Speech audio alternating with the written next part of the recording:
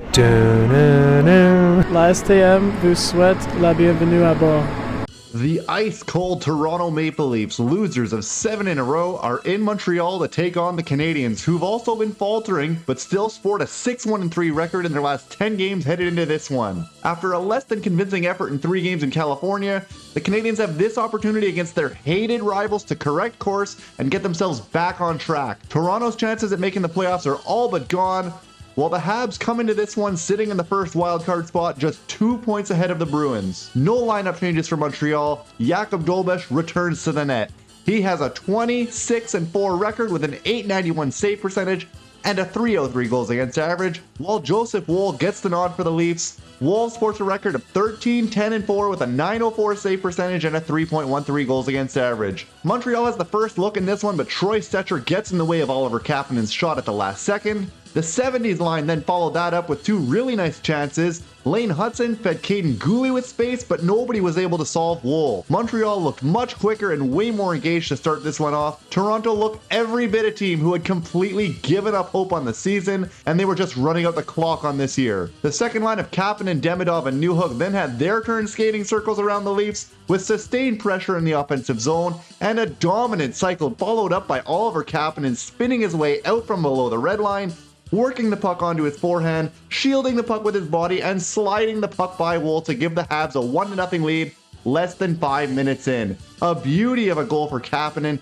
his 20th of the season, and it's a nearly picture-perfect start for the Canadiens. Caulfield came close to netting his 38th goal of the season but was turned aside by Woll. Then Josh Anderson missed by inches as literally every line for the Canadiens appeared to be taking turns shelling Joseph Woll in the Leafs net. Not wanting Dolbesch to be bored, Brendan Gallagher decided to have one of his signature turnovers, gave the Leafs a great A opportunity of their own, but Dolbesch was able to do just enough to keep it out, and the scoring opportunities continued to pile up for Montreal. This one was reminiscent of the last time these two teams played, when Woll was just left to fend for himself in the Leafs net, and was the only reason his team wasn't down double digits. Montreal seemingly dominated basically every stat in the first period of this one. Face-offs, shots, scoring chances, zone time, puck possession. In fact, the only player on the Leafs roster who showed any semblance of competitiveness or competence was Joseph Woll. He couldn't do it all by himself though, and after a funky bounce off the boards, the puck came directly to Phil Danault right in front of the Leafs net. He worked it to his forehand,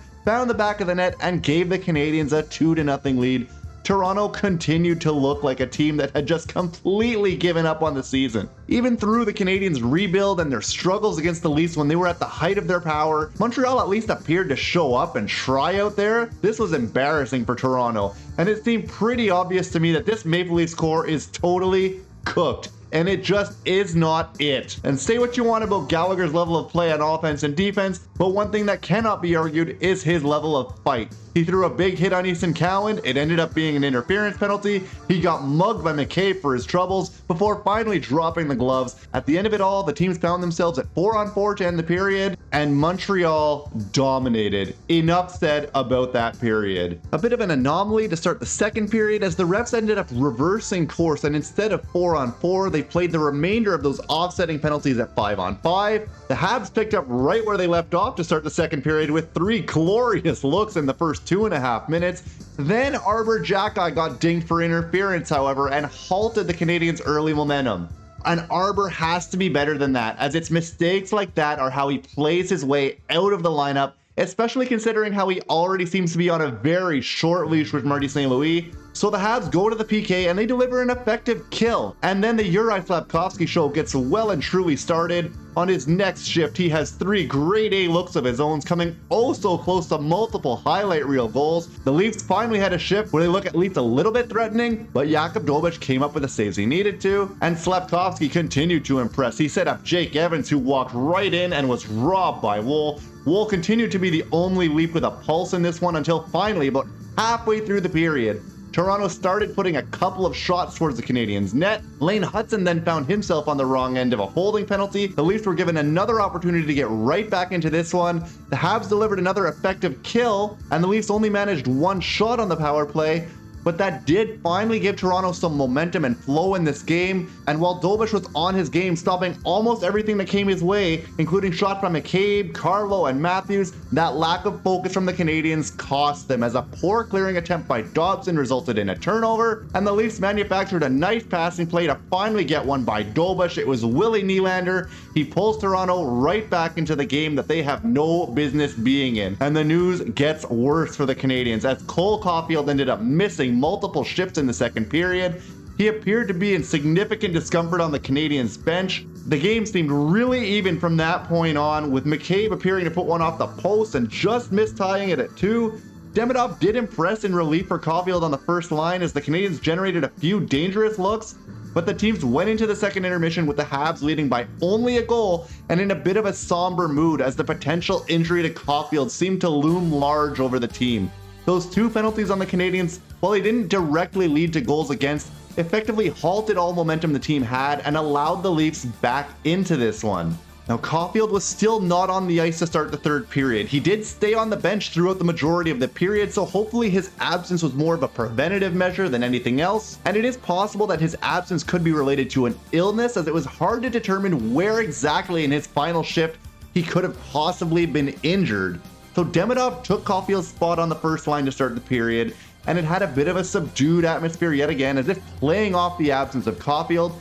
Montreal had the best looks early, in particular Jake Evans again, who was completely forgotten right in front of Woll, but robbed again. Evans had many chances in this game, just wasn't able to solve the Leafs netminder.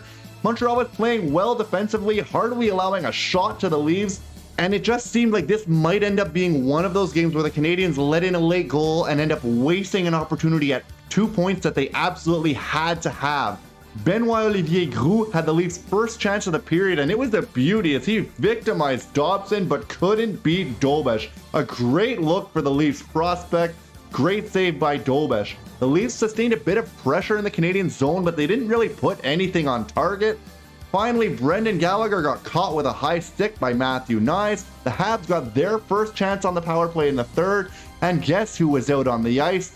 Cole Caulfield, lending a bit of credit to the idea that he was off as a result of a stomach bug and was just not feeling well. Montreal's power play didn't threaten with much. The Leafs helped them out by taking another penalty right after killing off the first one. This time it was Ekman Larsson who went off for tripping, but there was nothing much doing for the Canadiens on the power play in this one, and despite managing a couple of shots on a second opportunity, they failed on another chance to extend the lead. There were tense moments as time wound down, and the prospect of the Canadiens playing at 5-on-6 became more and more likely, as we've all seen just how poorly that's gone in previous games especially. The Leafs pulled Joseph Woll with 2.5 minutes to go, and credit to the Habs. Despite the Leafs holding the puck in the zone for nearly 2 full minutes straight, the Habs don't even allow a shot on goal. Mike Matheson comes up with a massive shot block, a diving clearing attempt, sweeps the puck to center ice where Jake Evans wins a foot race, finally manages to get on the score sheet, depositing the puck into an empty net and giving the Canadiens a 3-1 victory against the Toronto Maple Leafs. A game that started so well but was way too close for comfort for the Canadiens. The Habs got the job done. Another victory for the good guys, keeping up with the Sabres and Bruins and crucially gaining ground on the Red Wings and Lightning, who both lost. Habs only allowed 18 shots in the entire game. It was a really nice effort all around, despite the score being so close. If not for Joseph Woll, this game would never have been close. Sometimes the opponent's goalie is just going to be on a heater and you have to fight through it. The Canadiens managed to do it, and they hold serve in the Eastern Conference playoff race. Anyway, you guys, that's going to be it for me. Let me know your thoughts in the comment section down below. If you made it to the end of the video, please consider giving us a like and a subscribe. It really helps out the channel, and have a great night, guys. Hey boys, Stobie, Billy at the end there, check big goal. Copy his bonus today. Yeah!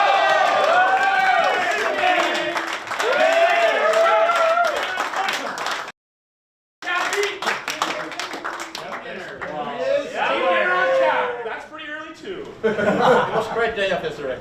Yeah.